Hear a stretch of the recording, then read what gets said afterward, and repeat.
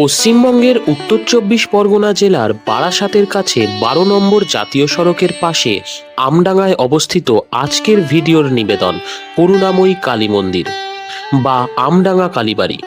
প্রায় ৪৫০ বছরেরও বেশি প্রাচীন এই জাগ্রত মন্দিরের সাথে জুড়ে আছে বহু ইতিহাস।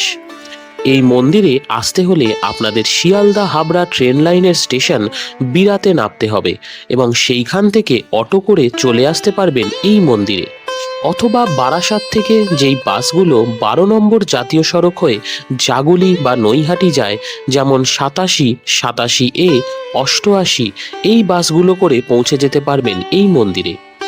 এইবার জেনে নিই এই মন্দিরের সাথে জুড়ে থাকা কিছু ইতিহাস।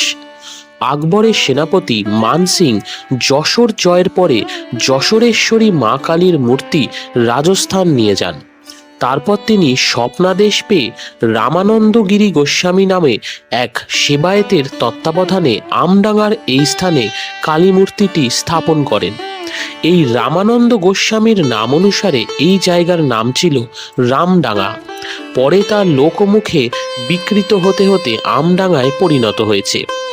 কৃষ্ণনগরের রাজা কৃষ্ণচন্দ্র রায় অলৌকিকভাবে এই করুণাময়ী মায়ের থেকে উপকার পান, যার পরে তিনি এই মন্দির উন্নয়নের জন্য ৩৬৫ বিঘা নিষ্কর জমি প্রদান করেন। কোষ্টি পাথরের তৈরি দেবী মূর্তি এখানে মা করুণাময়ী রূপে পূজিত হন। মা কালীর রূপ এখানে অত্যন্ত শান্ত। মন্দিরের ভেতরে ফটোগ্রাফি আর ভিডিওগ্রাফি কড়াকড়িভাবে নিষিদ্ধ। মন্দিরের মেন গেট দিয়ে প্রবেশ করে একতলায় রয়েছে বেশ কয়েকটি শিব ঠাকুরের মন্দির, সাথে রয়েছে বহু প্রাচীন একটি রুদ্রাক্ষ গাছ, আর দোতলায় রয়েছে মায়ের মূল মন্দির।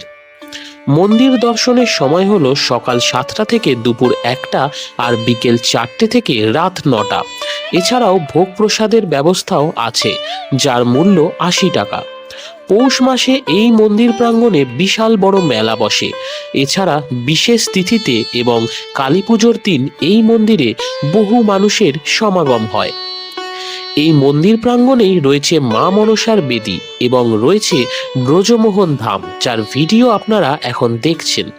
এই ব্রজমোহন ধামে জগন্নাথ দেব, বলভদ্র দেব এবং দেবী সুভদ্রার সাথে সাথে রাধাকৃষ্ণ, গোপাল ঠাকুর এবং আরও অনেক ঠাকুরের নিত্য পুজো করা হয়।